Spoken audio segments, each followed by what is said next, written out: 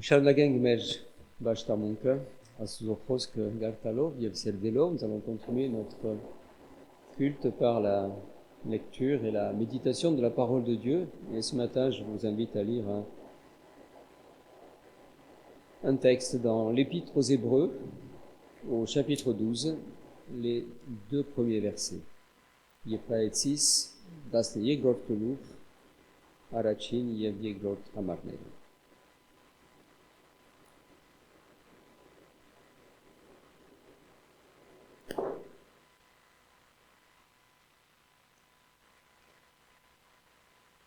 Nous donc aussi, puisque nous sommes environnés d'une si grande nuée de témoins, rejetons tout fardeau et le péché qui nous enveloppe si facilement, et courons avec persévérance dans la carrière qui nous est ouverte, ayant les regards sur Jésus, le chef et le consommateur de la foi, qui, en vue de la joie qui lui était réservée, a souffert la croix, méprisé l'ignominie, et s'est assis à la droite du trône de Dieu.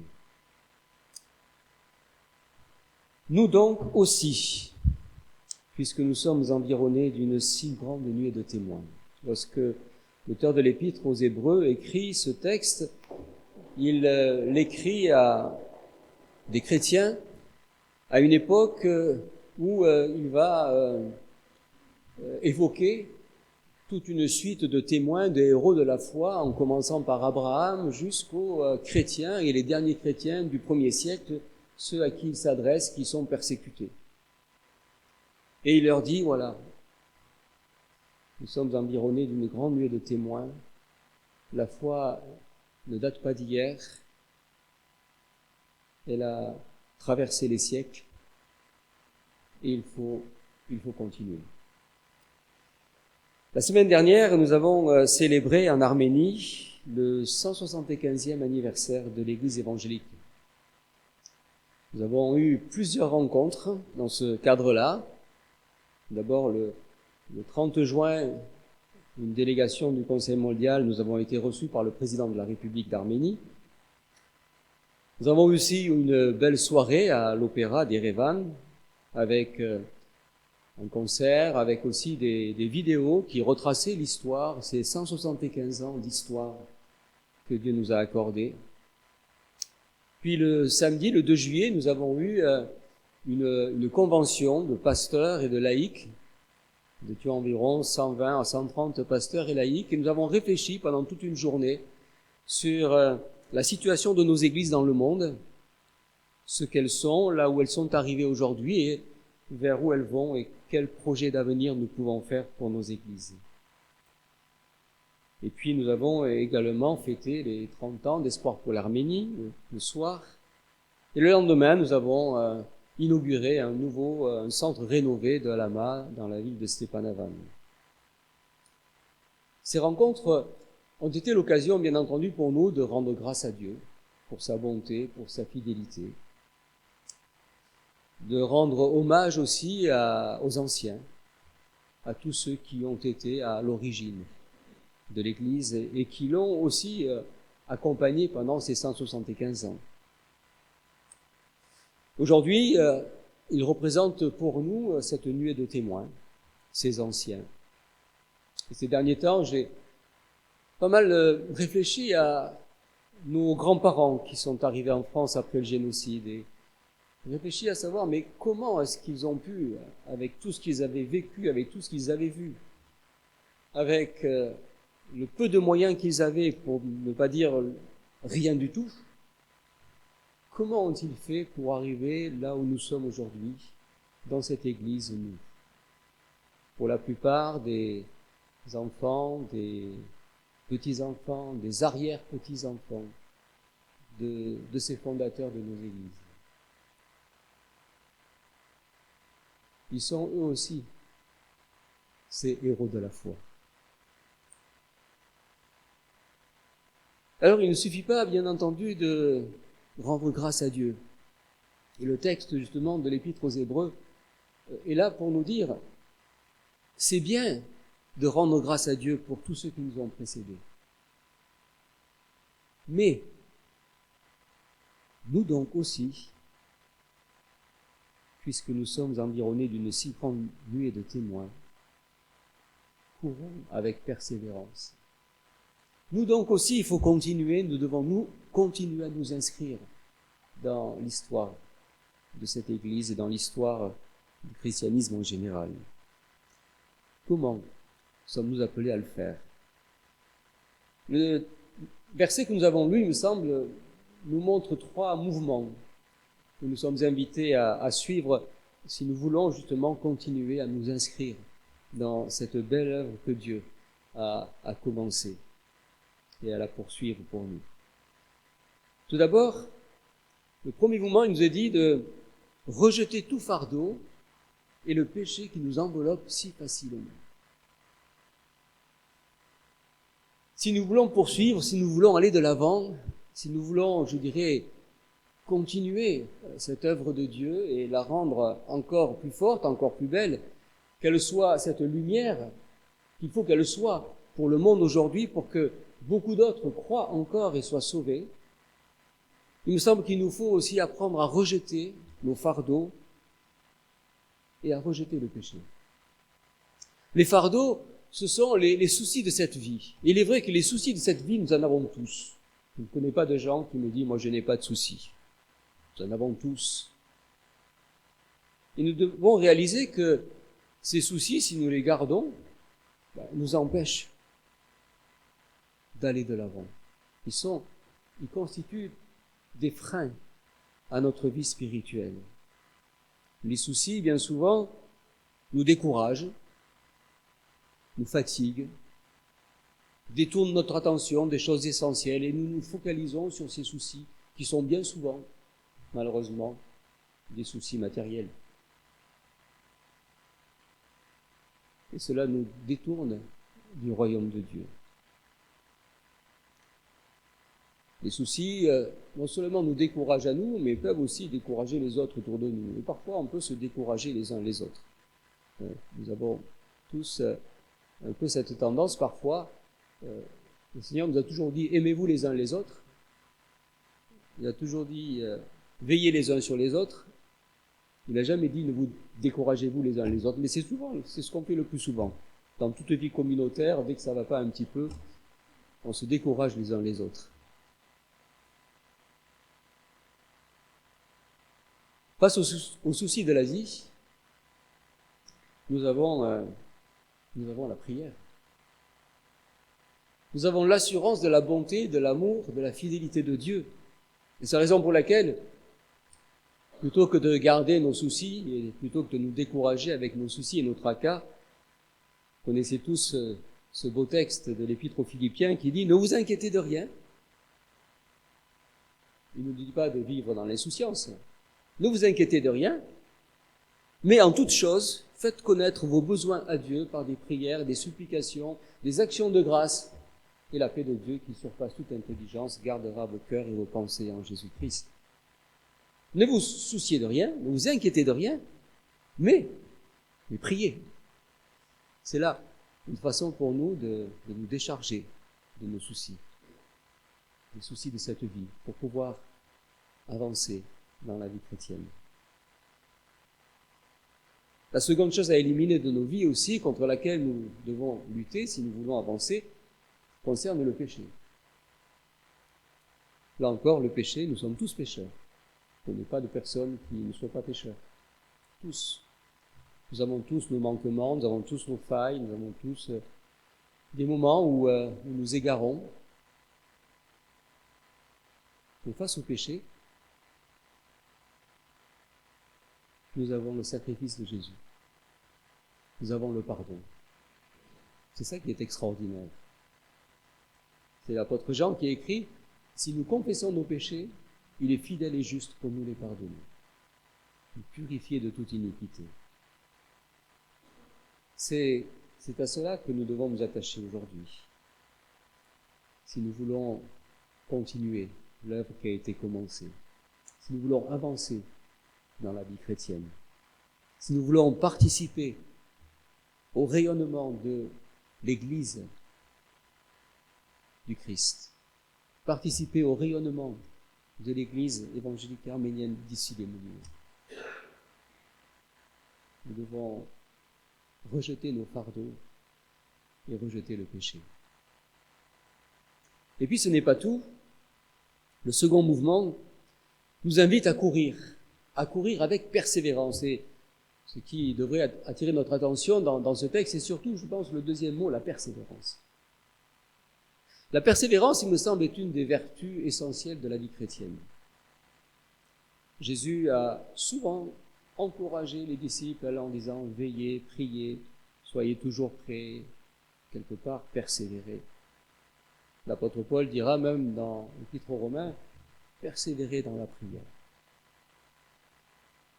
Et l'apôtre Paul a utilisé plusieurs images, des images sportives, pour nous parler de la persévérance et pour nous encourager à la persévérance. Il nous dit que l'athlète n'est pas couronné s'il n'a pas combattu selon les règles. Il nous dit que ceux qui courent dans le stade courent tous pour remporter le prix, mais il n'y en a qu'un seul qui remporte le prix. C'est-à-dire que ces images nous rappellent qu'il ne suffit pas de commencer une course, il ne suffit pas de commencer la vie chrétienne, il ne suffit pas de se convertir, de se faire baptiser, de devenir membre d'église. Ce n'est que le début de la course. Mais on le sait bien, si nous voulons gagner une course, il faut aller jusqu'au bout. Et c'est souvent au bout que les choses se décident, et non pas sur le parcours. Il ne sert à rien de courir si l'on s'arrête en chemin. C'est comme si l'on ne s'était jamais engagé sur le chemin, si l'on s'arrête en chemin. Et ce texte aussi, ces exemples aussi nous rappellent que il y a des règles aussi à observer, il y a aussi de l'entraînement à avoir. Persévérer, c'est, je dirais, continuer quoi qu'il en coûte. Une formule très à la mode aujourd'hui, quoi qu'il en coûte. Est-ce que nous sommes prêts, nous, à continuer le chemin quoi qu'il en coûte?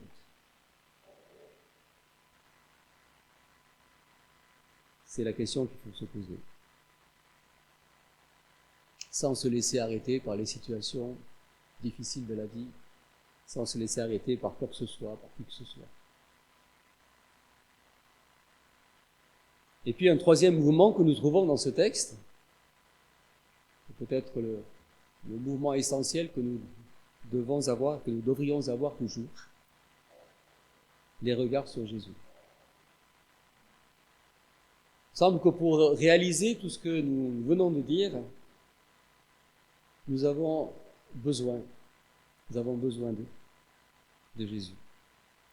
Le texte nous dit, c'est lui qui est le chef, qui est le fondement de notre salut, il est le fondement de notre foi, il est le fondement aussi de notre pardon, il est le fondement de notre paix, il est le fondement de notre espérance, il est le fondement de notre force. L'apôtre ira jusqu'à dire, mais nous avons tout en Jésus-Christ. Et c'est vers lui qu'il faut toujours porter nos regards. Pourquoi? Parce que justement Jésus est allé jusqu'au bout. Il ne s'est pas arrêté en chemin. Il est allé jusqu'à la croix pour nous. Il a donné sa vie. Et Jésus restera pour toujours et pour nous tous et pour tout chrétien, je dirais, l'exemple ultime de ce qu'est la consécration, de ce qu'est le don de soi.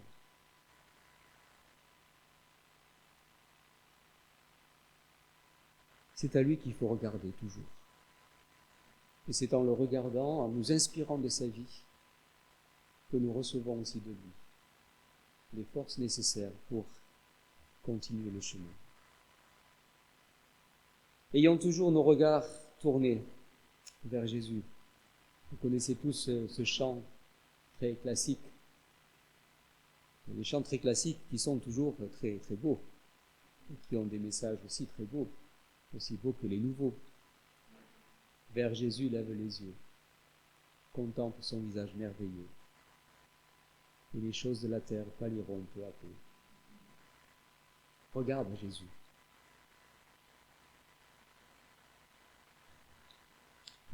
C'est notre ami, notre berger. C'est en lui que nous avons tout.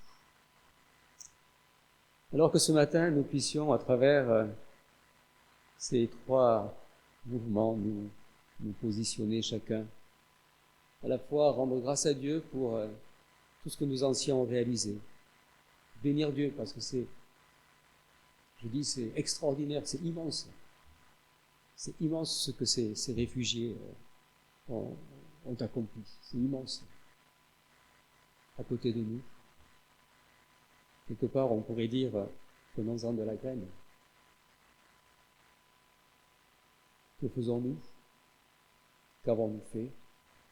Quels sont nos projets? Avons-nous, comme eux, mis devant comme priorité l'œuvre de Dieu? Que le Seigneur nous accorde la grâce. Nous qui sommes des descendants, que nous inscrivons dans cette longue lignée de témoins. Que nous soyons de celles et de ceux qui courront avec persévérance, en rejetant nos soucis, nos fardeaux, nos péchés, en regardant à Jésus et en continuant, quoi qu'il en coûte. Et en continuant même l'été. L'été est toujours une période où parfois on se relâche un peu. Et pourtant, dans une course, il n'y a pas de temps pour se relâcher. Dans une course, il faut toujours y aller. Que ce soit l'hiver, l'été, le printemps, l'automne, ça ne change rien. Que le Seigneur bénisse sa parole. Amen. Καλήν խոսքը Իրենով,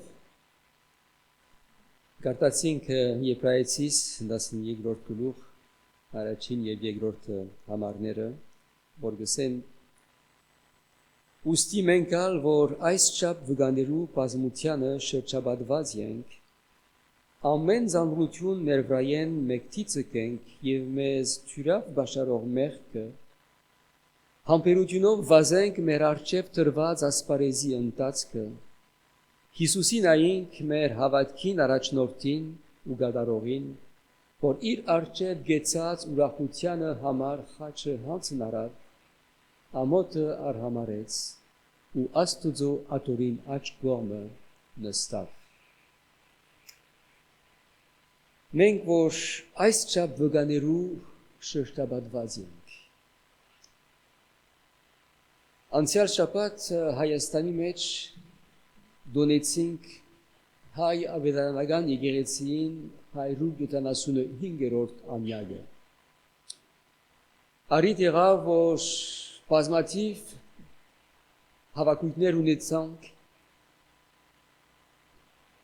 Հայաստանի Հանրապետության նախագահան ընդունեց մեզ, մեկ ժամ խոսեցանք իրեն հետ, նաև հավաքվեցանք օպերայի մեջ եւ հիշեցինք այս 175 դարիները, նաև ժողովներ ունեցանք հովիներուն հետ, հոգապարծուներուն հետ, մտածեցինք մեր եկեղեցին վիճակը ամբողջ աշխարհի մեջ եւ աբակայինի ինչպես պիտի առաջերտանք եւ նաև շատ անտիբուններ ունեցանք եւ անշուշտ Աստծո բարդ դվենք այս բոլորին համար։ Սակայն երբ որ գտեսնենք Աստծո խոսքը, որ գսի մեզի այսօր, թե մեկ գոմեն լավ է հիշել անցյալը եւ երախտաբար գալալը, կարևոր է ասի։ Սակայն 13-րդ գլուխը առաջին ամառը գշարունակի եւ գսի ուրեմն հիմա որ հիշեցինք այս ամբողջ աշխարհը, հիմա մենք որ անչափ վգաներու շրջապատված ենք, մենք արիմա վազենք, շարունակենք, այսինքն մենք շարունակելու ենք այս բացմությունը եկեղեցին, մինչև որ Հիսուս կա։ Եվ այս հատվածին մեջ տեսնեմ, որ երեք կարևոր գդեր կան, որ գնան օգտակար լան մեզի, եթե ուզենք, մենք ալ մեր վկայությունը այս բացմության մեջ արձանագրելու։ Առաջինը գսե մեկտիցը կենք բոլոր մեր մտահոգությունները։ je met kititse kenk merke. Որտեվանոնք մեզ գարկիլ են, որ առաջեր տան։ Եվ ունենք մենք միջոցներ։ Մտահոգություններու համար ունենք աղոթքը։ Բողոսարակյալ կրեց, պանիմը համար հոգմի ունենք։ Աբա ամենադեն աղոթքով, աղաչանքով դերոջ անցտեք ծեր մտահոգությունները։ Փոքինով մեկդեր եւ ասուզո խաղաղությունը ծեր մտքերը դիդի բահե։ Մերքին արջև ունին խաչը։ Հովանես Արաքյալ կրեց, թե եթե խոստովանիկ մեղքերնից, Աստված հավատարիմ է մեզ ներելու։ Այսինքն միջոցներ ունենք մեկի ցկելու մտահոգությունները եւ մեղքը։ Երկրորդը Արաքյալը գսե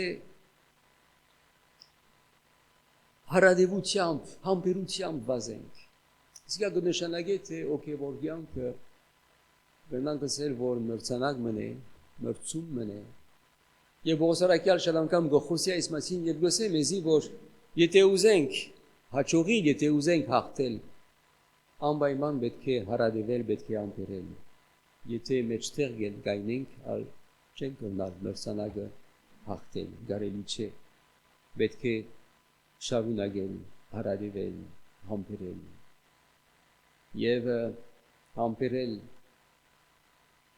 աղոթքի մեջ, հավատքի մեջ։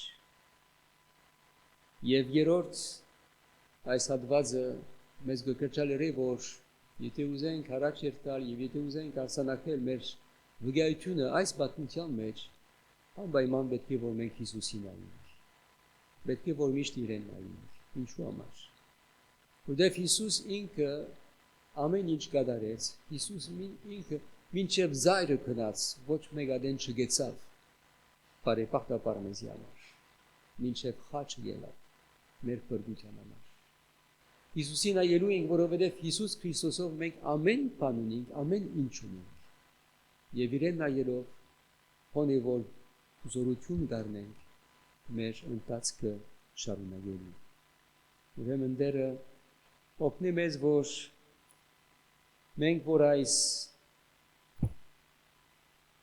ասենք բգաներու դերևս զավակներն ենք, տորինքներն ենք, կամ տորան զավակներն ենք, թող գիտես, ով որ ալելանք, նկատի առնենք, որ շարունակելու ենք այս պատմությունը, այս ձևով, եւ դերը դա որ շարունակենք բոլորս, եւ մանավանդ կսեի, որ հավատարիմ մնանք, հարադևենք մանավանդ համարը, երբ որ մարդիկ ուշներ, երգեստան, պատասխանան, որ լավ է անշուշտ, սգային, ասվագա, որ չուտնանք այս արձանին, je dirai, ta grâce me suffit, ta grâce me suffit. Lorsque je suis éprouvé, je ne suis pas délaissé, car toi